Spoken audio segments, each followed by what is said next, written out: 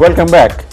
Before this break, we were talking to our journalist, visitor, guest today about Italy and the native Italian actors in London, NIAL.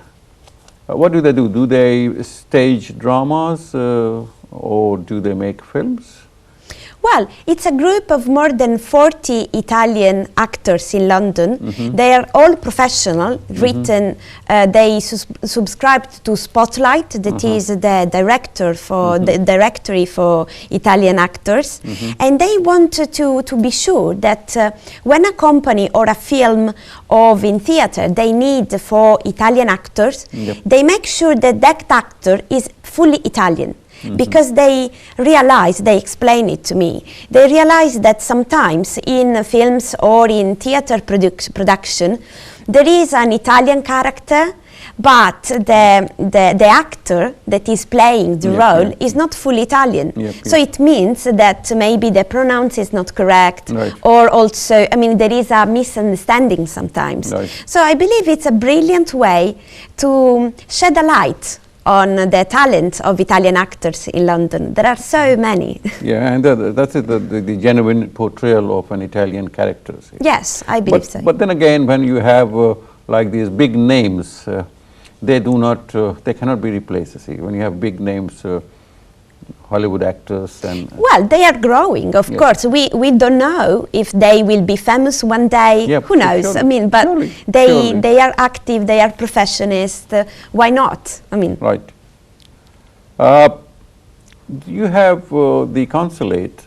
I mean, you talked about the influx of young Italians coming over to London to try their luck and find better opportunities in jobs and other trades.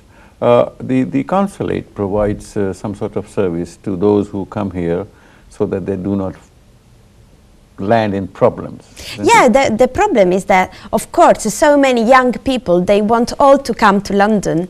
So the consulate would like to inform them about their rights, and how to find a proper house, how to find maybe a job, and how to open a bank account. I mean, they want to help them in order not to have to save them from trouble, of course. True. So I think it's something important to let your audience know, because it's all for free and is once a month and is very well done. Give all the details, because this program can also be seen in Italy. Yeah. Of course, they do not encourage people to come, because of course they always want that all people that make an international experience, once they will come back home with all their experience that they had in this country. Well, that's the hope, see. Yes. And many of them return back to their own country to contribute to the society in whatever way they have learned a trade, they have learned some business, they will bring in money,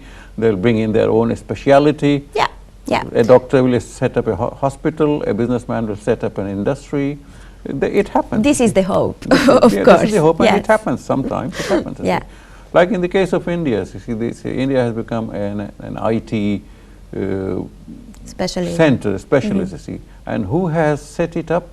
It are the Indians living abroad. They went back and they set it up. See? Yes. So this is an example. That's why, I mean, it can happen in Italy, it can happen anywhere in the world. Yes, it's the free service from the Consulate of Italy. There is another similar service that is run by the Church of St. Peter in Clerkenwell, and it's called Benvenuti a Bordo. So there are two main activities in order to help and support people coming from Italy. And of course there are also additional services that are private company in that case. But I mean, the influx of young people is so big that at the moment, for example, a Sicilian director, Luca Vullo, made a documentary that is called Influx, telling all the stories of people coming from Italy. What will be your guess? How many people are coming every day, every week from Italy? Well, so many. I mean, I think that the consulate, if you go there, you will find it full of people. In fact, I think that they have to face so many requests because the office is quite small. But the amount of people that come to request bureaucratic services, right. it's second only to Buenos Aires one. So it's really, really, really a lot of work for them. When we had the opportunity to interview Dr. Francesco della Pupa, yes, we discussed about this migration of people from Italy to Europe and inter and intra-EU migration, say. There are a lot of Bangladeshis living in Italy, and for some reason they are coming over to Britain. Yes, I mean, I had the opportunity to talk with some people that came to this country from Italy, but previously from Bangladesh. Right. One of them is called Tipu Maula, and is part of the committees that is a representative of Italians in London at the consulate. Right. So he explained to me, and also Francesco della Pupa helps us, a lot to understand the phenomena. And at the moment there are more than 5,000 families, that means more than 20,000 people that are that are in Ilford, that are in Tower Hamlet, that are in Manchester, in Leicester. And they all want to come to this country for several reasons. One is that in Italy the economic situation, I must say, that is not really positive. So they want a better future for their children. Right. And also the very important word is the citizenship. Because of course people coming from Bangladesh. How long does it take to, how many, in terms of years, to get Italian citizenship? Well, no less. 10 years or 14 years? Well, no less than 10 years, sometimes 15 years. And for this reason, when a family moves and goes abroad, there are so many bureaucratic difficulties. Right. In fact, I know that a lot of Italian Bangladeshi people are facing problems about their passport, because it's not easy to solve, and there are so many difficulties in this process. So I really hope for them to find a better way. Also because, of course, Italian... You mean those living in Italy? No, I'm talking about people that moved from Italy without to having London. obtained the passport? Yes, because sometimes happen that only the husband has a passport and not his wife.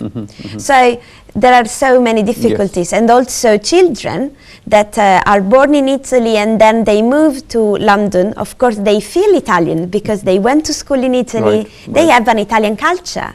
So they are just a bit confused about what to do. Drawn between the two cultures, two languages. Well, to be honest, I think it's an opportunity of being more rich, because they, for example, they speak Italian, Bengali language, and English at least.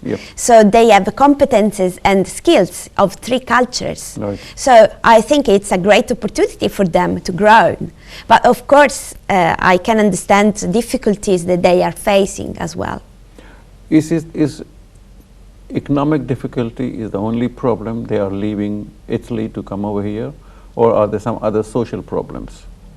Well, to be honest, in this country is it's very easy to find a Bengali people that is a doctor, or a Bengali people that is an architect, or access to high levels of jobs and society. In Italy, even if Italians are very welcoming, I must say that it's very rare that I meet a Bengali doctor in a hospital, for example. So I believe that people coming to this country are looking for better jobs, not only paid better, but opportunities to grow. True. I believe that Italy is having a great success, of course, but has also to grow as well. There are so much work to do in this sense. Right. We'll hope that they will find better opportunities here when they're here. And when they go back at all, if they do, they will take some of the expertise and some of the wealth that they have of knowledge and experience to make Italy even a better place. Because there are people from Brazil living in Spain, and Spanish people living in Venezuela, there's examples of, I mean, like the Bangladeshis living in London and making this, you used to talk about Tower Hamlets and Ilford and all that, and see their contribution. Yeah, of course, and you know, the Italian community is really full of opportunities and full of events to be together, to experience more the Italian culture, and even to learn Italian. I mean, for example, the Italian Cultural Institute offers a great calendar of activities and also screen film for free. So they have all the website, so it's possible, of course, to have more information online. But I mean, there are so many organizations to help people enjoying Italian culture, even if they are not Italian, or they just want to maintain and keep their knowledge of Italian.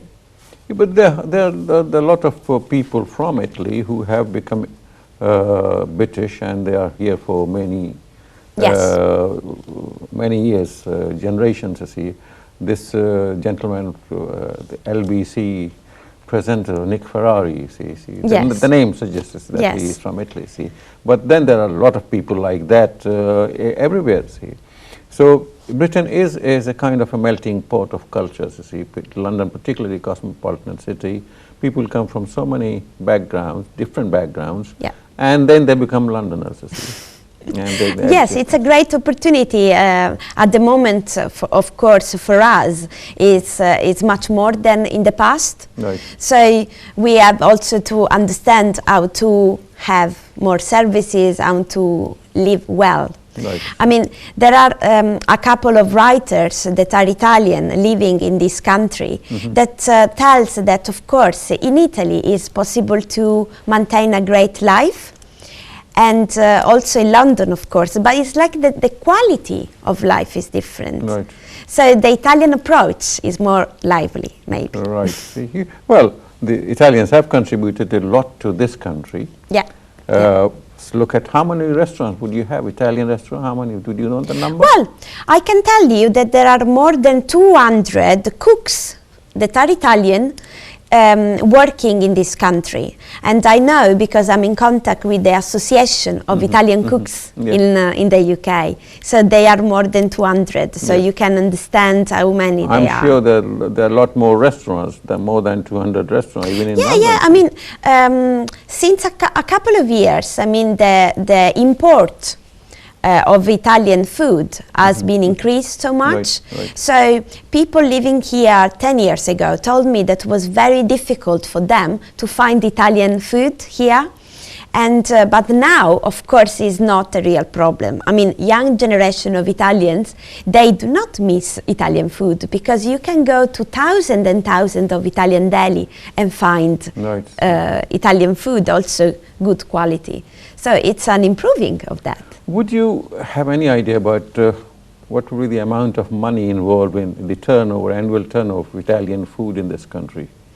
Well, I can't say the right amount, but I know that the ICE, that is the Italian office that help Italian traders in this country, has a lot to do. I mean, they organize a lot of events to keep the business alive, and also to let them grow as much as is possible. For example, the import of Prosecco is very popular in this country, and is much better than champagne at the sample. So Prosecco has a great success, and in the British and the Londoner habits. For celebrations. Yeah, for celebration, and also, I mean, the Italian wine is it's really successful. So it's great.